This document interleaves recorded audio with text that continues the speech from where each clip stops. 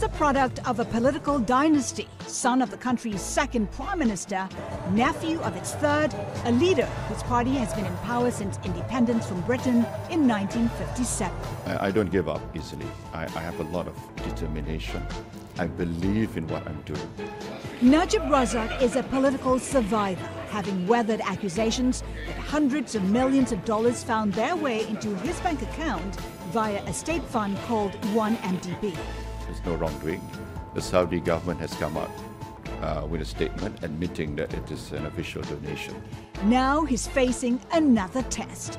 An election against his former mentor Mahathir Mohamad, who's now 92, was Prime Minister for 22 years. When I stepped down, and they call me a dictator, which dictator ever stepped down? And secondly, when I step down, people don't curse me. I can walk around the streets and people come up to me and shake my hand. In this exclusive interview, Najib Razak talks openly about his achievements, his regrets, his opponent, and the fallout from 1MDB.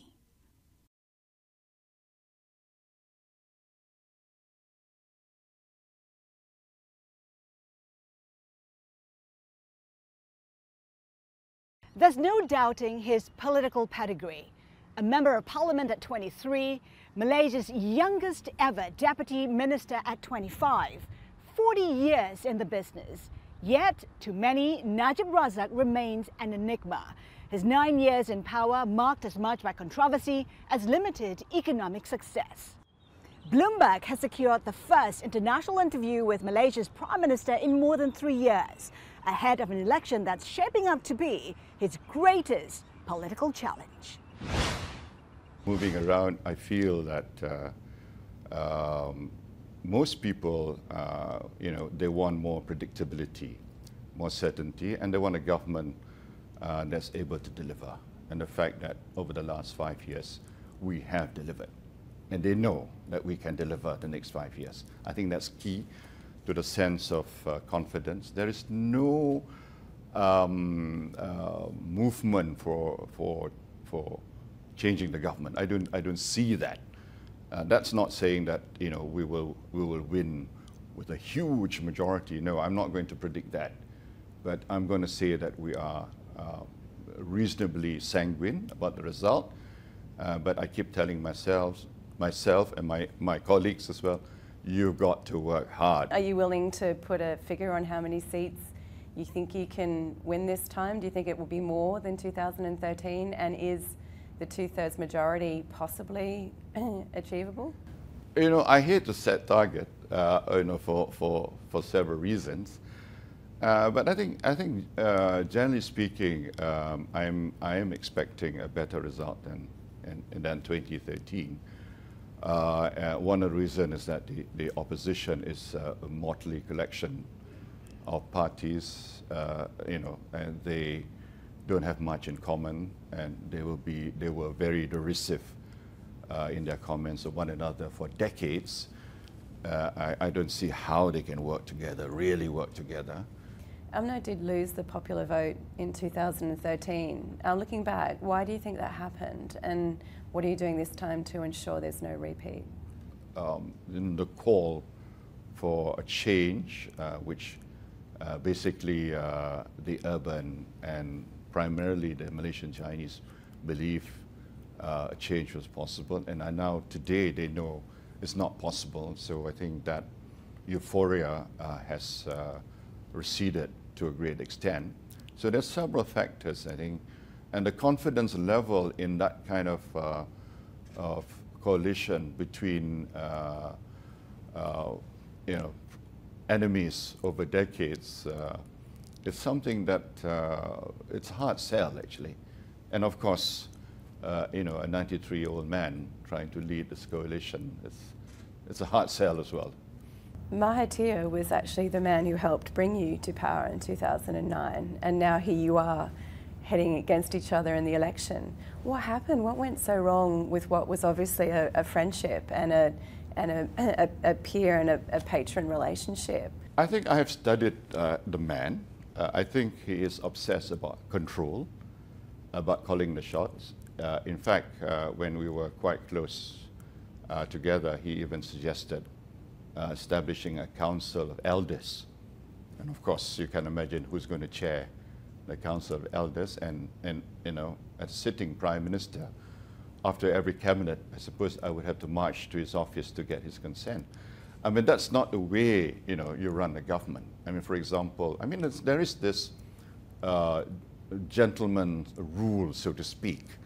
I mean, you don't get David Cameron or you know, previous prime ministers in UK, you know, telling Theresa May what to do, and similarly, ex-presidents don't tell current presidents what to do.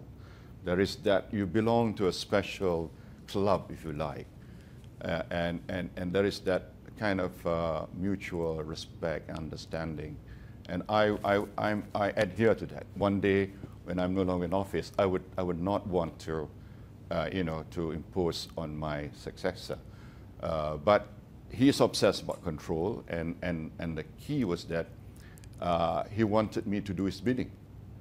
For example, he wanted so much the Crooked Bridge to be carried out, and he was upset with Tun Abdullah Badawi when he was Prime Minister because he cancelled the Crooked Bridge, and because Tun Abdullah Badawi brought in quite a number of young technocrats, and that was signal that he was not going to listen to Dr. Mahathir. So in my case, it was when I did not continue with his request or his obsession to have a Crooked Bridge to be implemented, and when his son, Mukhris, lost the vice president, UMNO vice presidency. I didn't say no to him, but I said I thought it was too early for him to become vice president. Not being a Supreme Council member, he'd have to prove his worth first before becoming vice president of UMNO. But that was a turning point, and after that, he declared an open war against me. Do you see yourself as a survivor? The last few years there have been some difficult times for you in different ways. Do you think that your opponents have underestimated you? Is that how you would describe yourself?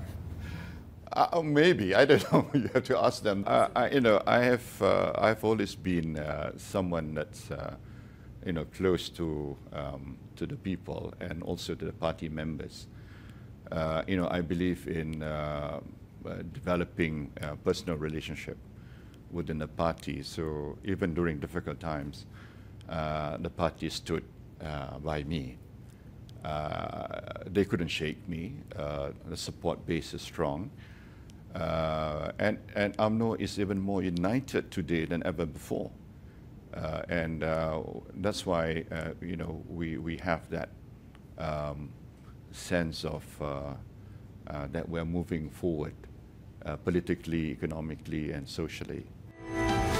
One of the cornerstones of Najib Razak's time in power is the economy, which is enjoying its strongest pace in 3 years. GDP growth last year was almost 6%, among the strongest in Asia. But that followed a string of difficulties on his watch as oil prices fell and sentiment was hit by the scandal surrounding 1MDB. The Malaysian economy is making very steady progress since we launched our transformation plan in 2010. We've made tremendous strides in many areas. For example, if you take into account the growth rate from 2010 to 2017, we achieved 5.4% average, and that's double the growth rate for the world, global growth rate. If you talk in terms of job creation, we created 2.7 million jobs. In terms of GNI increase, we have achieved more than 50% increase in GNI.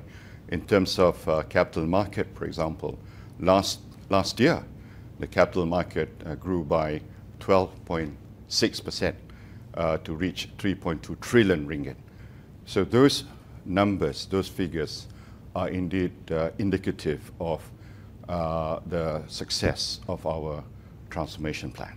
Going forward, what are your targets to get to the balanced budget?